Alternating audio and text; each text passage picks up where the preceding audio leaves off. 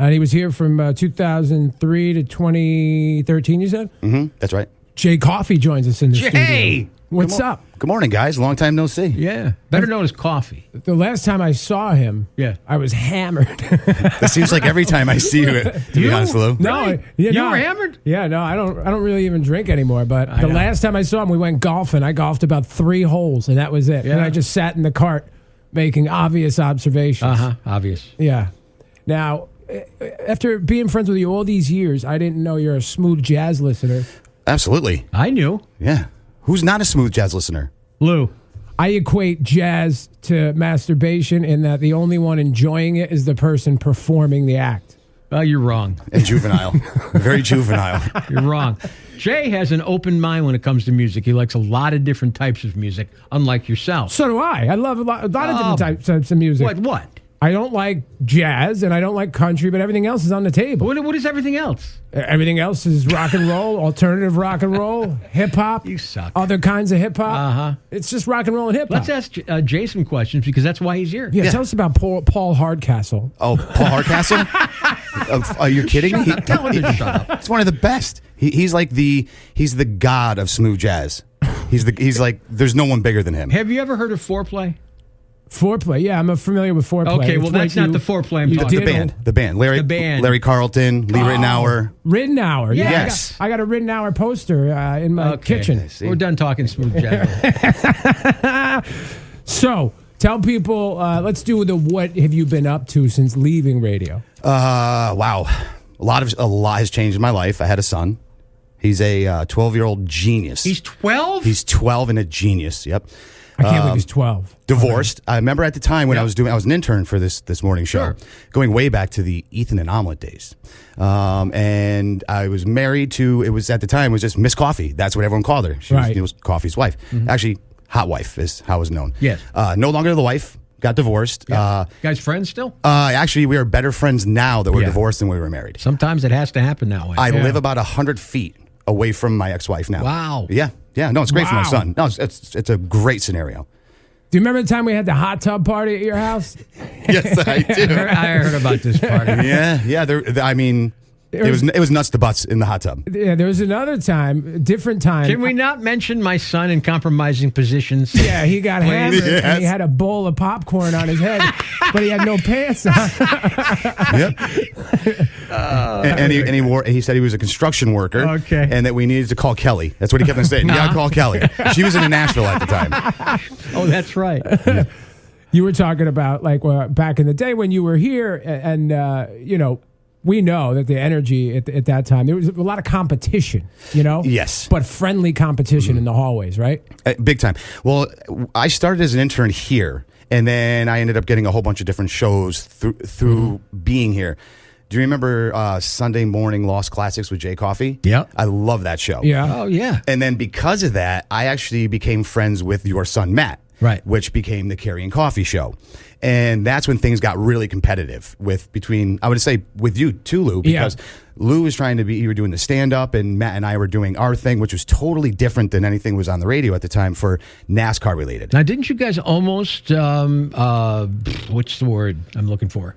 What? You had they had a syndication deal. Syndication. Oh, no, we deal. did. We were syndicated. We were nationally syndicated through... Is it AOL? No, Performance Racing Network. They syndicated us.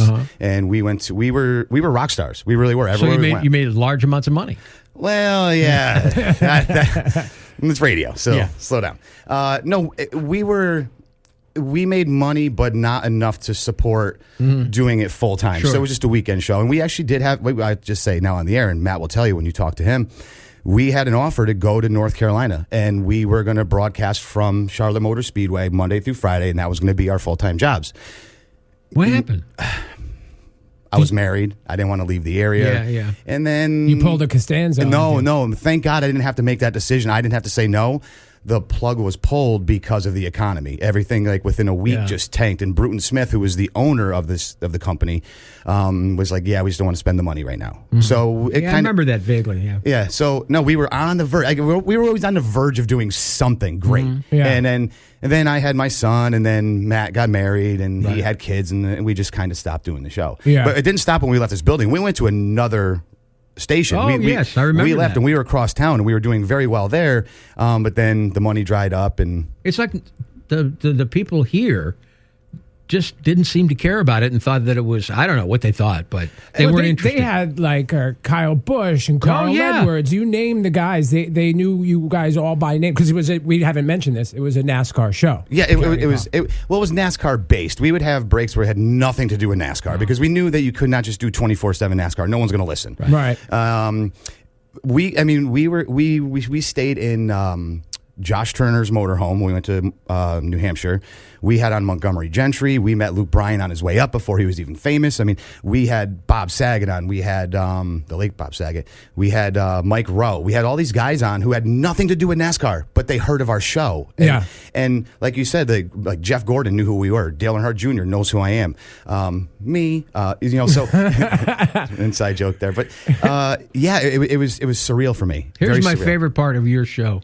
Errors and retractions. Yeah, and by the way, listen, so let's get into this. I'm glad you brought that up. Yeah, because Gilly has to explain, a lot of explaining to do. Matt was the brains behind the operation. There's no doubt about that. Yeah. Matt was the one who kind of he was the chess player. He was moving all the pieces, and that was the thing he came up with a long time ago. He had a control issue and still does. You think? Yeah. So errors and retractions was a feature. That it was errors and retractions with Zev. Do you remember? That was our producer, your producer, right? Zach. But we called him Zev. It's a whole big to do. It's Matt's Hebrew name. I don't know, whatever. So again, things that happen on the show we can't explain them. Yeah. But and that was like Matt's baby. It was like he loved that part of the show, and then to know that somebody else is using it now, and you got to remember, Gilly voiced it for our show, right? Yeah. So because I was listening to his podcast, and I'm like, wait a sec, did he just say errors and retractions? So he kept me hanging on even longer because I wanted to hear the feature, and I'm like, I got to tell Matt this. I told Matt, and he was like, I think he was a little pissed actually at first, like really legit pissed. I don't know. He's out of radio. But they hooked us up with a bunch of people too. You remember we were getting a lot of guests off of their show too. Like Dan Patrick did a thing for us. At the time, Colin Cowherd. Colin Cowherd did a thing with us. So we were helping each other with guests. They were more helping us with guests that I wanted. Right. But that's how we got Colin Cowherd on the show so many times. All right, so we'll come back with you for another segment because we want to catch up with you. Yeah, can you stick around? What are you doing? I'll tell you what I'm doing when we come Good, back. A little good, radio good. tease. Yeah. Jay Coffey, part of the I-95 alumni series. We'll be back in a few. You know what they're doing is they're cheering for Jay Coffey.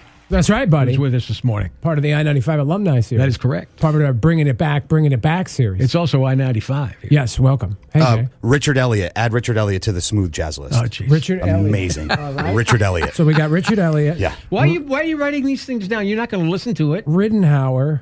Rittenhour. Ken Navarro. Right. Paul Hardcastle. Yeah. Larry Carlson. Carlton. Don't forget Bob James. Bob James. Yeah. And then Boney James. Boney James. Boney James. Oh, yeah, you got to watch out for Boney James and the Bone Jams. Yeah, that's right. I'm gonna Okay, instead of talking about smooth jazz, maybe we got to just... We can send you Take out a of here turn. with some smooth jazz albums, by the way. Do you have some? All that's all left. in the back. I'll take them. Okay. Load up the truck. Vinyl. You were probably here when... It makes sense that you would have been here. Jazz brunch? No, there was our old boss, Bob Mordente. Right. Said, you guys can go take you guys could take all the records you want. And we were like animals fighting over Metallica albums, Yes. like awesome vinyl. Library was gone. Gone.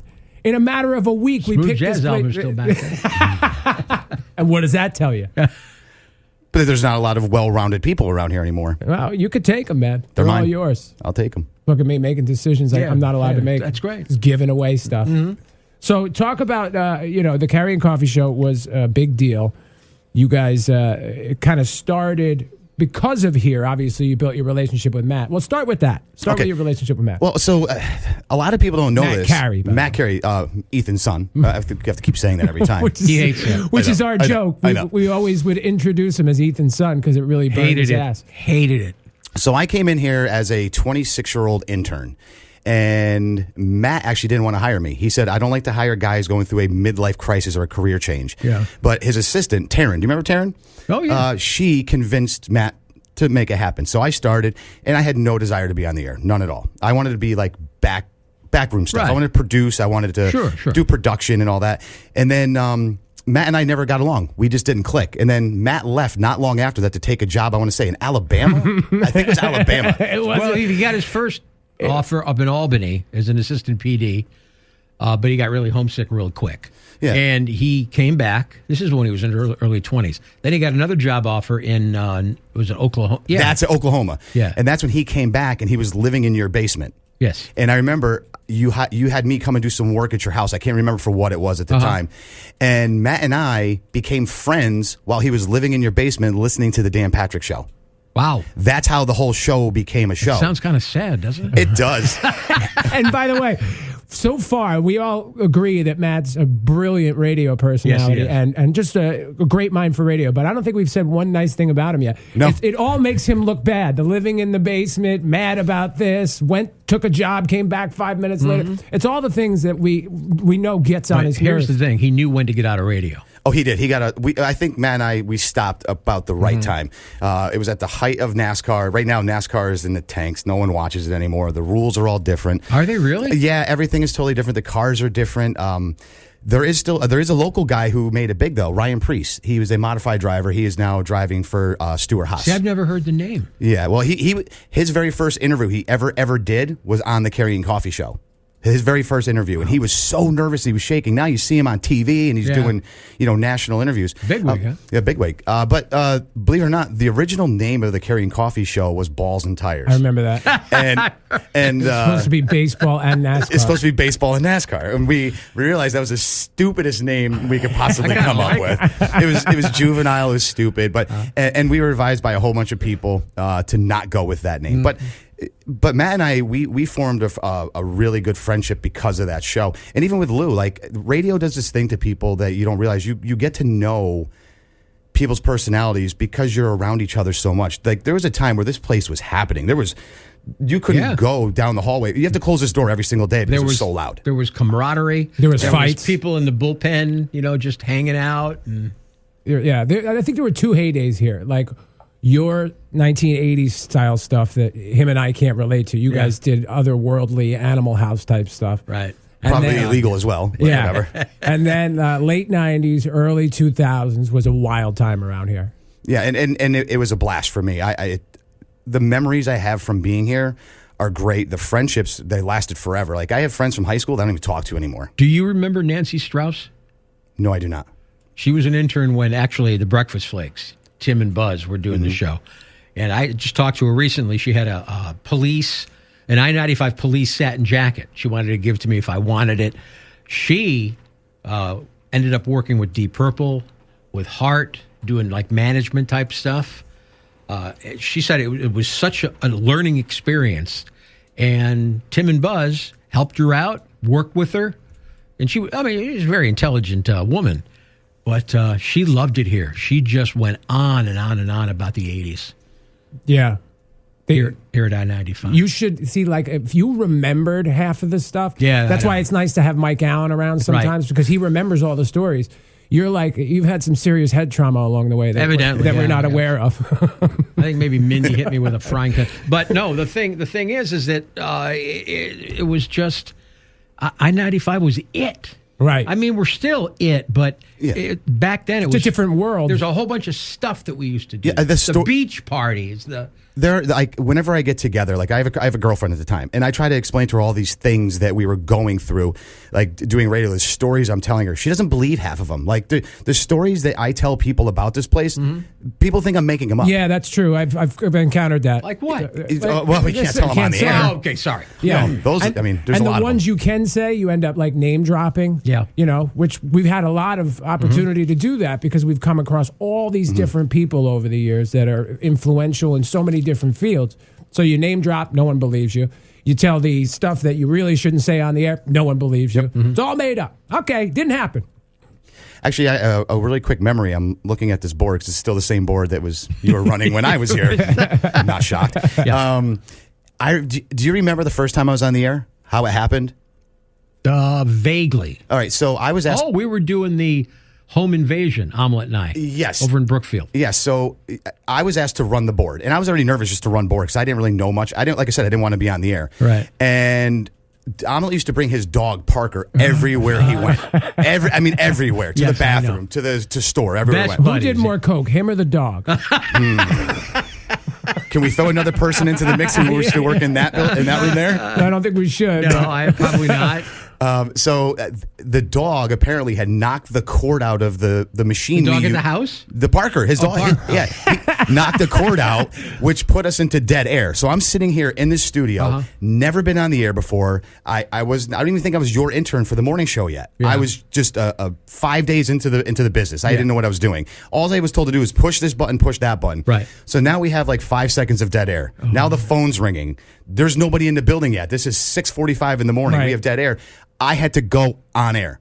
I had no idea what I was doing. How'd that go for you? I know. I am surprised that I was actually, after that I was asked to do a show. It was actually Tim Sheehan had said, I think you handled yourself well. Why don't you go and record something and let me take God then. Yeah, but you weren't interested, were you? No, I wasn't. But I did it because he was the boss and he asked me to. Yeah. So I did. And thank God that day happened because I probably would have never went on air. I probably would have never done it. Yeah, and you got lifetime worth of memories out of being here and the Carrie and Coffee Show, all the stuff you guys got to do.